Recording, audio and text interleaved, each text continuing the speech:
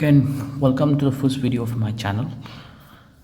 Now, this channel will basically focus on clearing this naval architecture written examination, and the primary focus will first laid on how to pass this examination rather than enhancing your knowledge on the subject.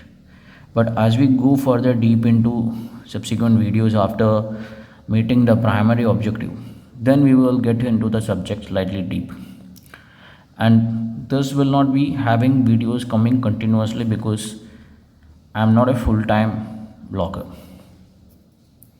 Now we'll go we'll go with the flow where you can pass this examination with the minimum energy, and ultimately you cannot study everything, and you need to study only what is required to pass. But if you want to enhance your knowledge, you need to refer textbooks, you need to go deep on the structural knowledge. So that will not be focused on these videos. Okay. So I will tell you why people are not passing this examination as per my understanding. I conducted multiple polls, and most of the candidates say that they lack the basics, and more than that, many of them say that they're not getting the concepts. And many people simply try to understand the basics and end up not getting the basics but end up wasting the time. Now, actually, you don't need to put that much effort on this if you understand how this exam is conducted, or if you understand how this subject is failing people.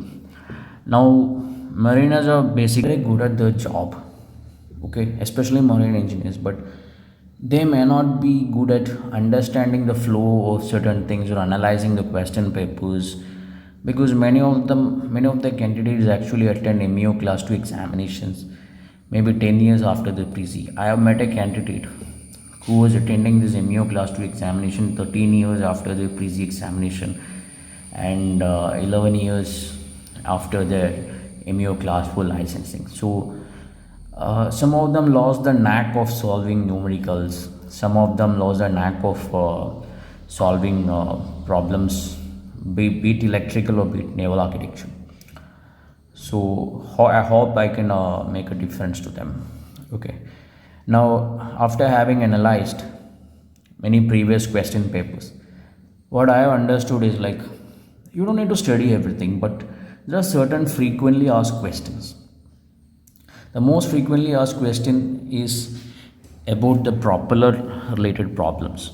Maybe it's about calculating the efficiency, maybe you need to use the quasi propulsive coefficient, or maybe there are problems that are associated with you need to find the power loss at certain points on the transmission chain. So the idea is, any marine engineer can actually learn these kind of problems. I will focus on these kind of problems at the last, okay, because anyone finds it easy, and if you master these kind of problems, I hope that most of the people can solve it, and most of the people can master in it. You need to spend one day on this. So overall, I intend to make sure that you guys spend 5 days and solve this subject, numericals alone. For the theory content, of course, you need to read and learn how to make the figures and all. But for this numericals, I plan to make the videos in such a way that the candidates must be able to finish in 5 days and work for few hours every day. Okay, and basically we are all engineers and not school going students or college going students to get homework or things like that. You should also be able to do in the same flow that I do. That's my primary intention of creating this channel. Okay, now this is something very important: basic stability problems. So I analyze and keep it this way. There are problems with addition of weights, removal of weights, grounding of ships, virtual loss of GM.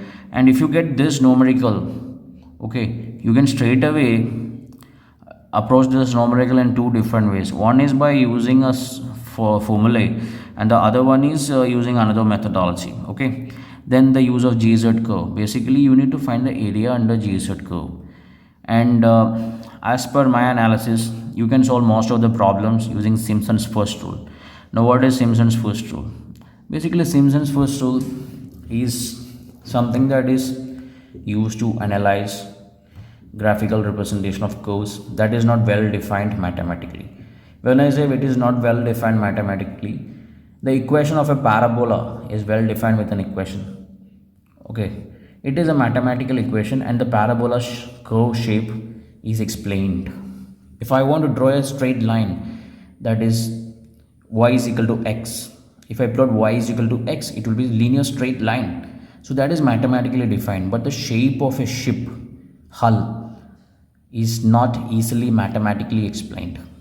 So in such cases, we use approximate averaging curves or irregular shaped bodies. We will say it is an irregular shaped curve, and if you want to find the area under such curves, we need to use methodologies like Chebyshev rule, Simpson's rules, etc.